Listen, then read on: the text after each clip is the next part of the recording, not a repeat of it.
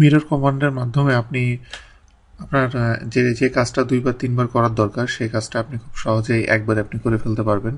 এবং mirror কমান্ডটা normally আপনাকে use করতে হয় সিমেট্রি অবজেক্টের ক্ষেত্রে, যে আপনি এক সাইডে তৈরি করেছেন আর এক সাইডে সিমেট্রিক আরেকটা ওই ধরনের শেপে আরেকটা লাগবে, সেটার ক্ষেত্রে আপনি এক ক্লিকেই ফুল কাজটা আপনি করে ফেলতে পারবেন।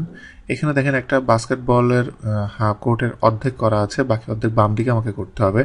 যেটা করার জন্য আমি মিরর টুলটা ইউজ করব, যেটা এক ক্লিকে একেবারে হয়ে যাবে। মিরর টুলটা এখানে মডিফায়ার ভিতরে মিররের ভিতরে পাবেন। এটা সিলেক্ট করার পরে আমাকে যেটা করতে হবে, প্রথমে আমি যেই অবজেক্টটা আমি মিরর করতে চাই সেই অবজেক্টটা আমাকে সিলেক্ট করতে হবে। আমি এই অবজেক্টটুকু মিরর করতে চাই। এবার আমি রাইট বাটন ক্লিক করলাম। এবার আমাকে ডিফাইন করে দিতে হবে একটা লাইন, যেই লাইনটার অপোজিট দিকে মিররটা হবে। তার মানে আমাকে দুইটা পয়েন্ট সিলেক্ট করতে হবে, আমি এই লাইনটার অপোজিট দিকে আমি দিতে চাই। সো আমি এখানে ফার্স্ট পয়েন্ট এবং সেকেন্ড পয়েন্ট এই দুটো আমি সিলেক্ট করলাম। লাইন সিলেক্ট করার পরে এখানে দেখেন শো করছে ইরেজ সোর্স অবজেক্ট এন।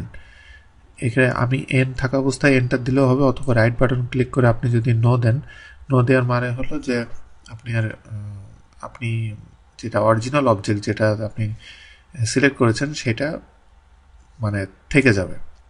তো এখন দেখেন যে আপনি কত সহজেই অল্প টাইমের ভিতরে আপনি মিররটা করে ফেললেন।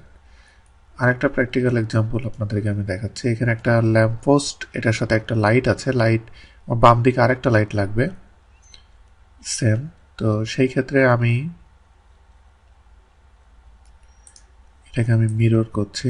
মিরর করার জন্য আমাকে সিলেক্ট করতে হবে, লাইটটা আমি সিলেক্ট করলাম, রাইট বাটন ক্লিক, এরপরে যেইটার লাইন বরাবর মিরর হবে সেই লাইনটা সিলেক্ট করলাম, object source object N, enter, এবং আমার লাইটের অপোজিটে লাইটটা তৈরি হয়ে গেল।